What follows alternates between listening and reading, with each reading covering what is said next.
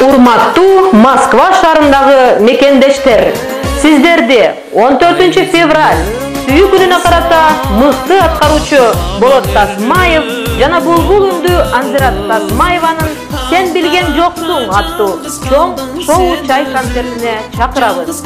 Кечени жагымдуу ыр, күлкү, би коштойт. Келип, көңүл ачып кетиңиздер. Башталышы саат 20:00. Дареги, Новокосино метросу, Носовихинское шоссе 18В, Русские традиции рестораны. Байланыш телефону 8968 591 78 79. Билет басы 2000 рубль. Медиа-партнер Супара каналы.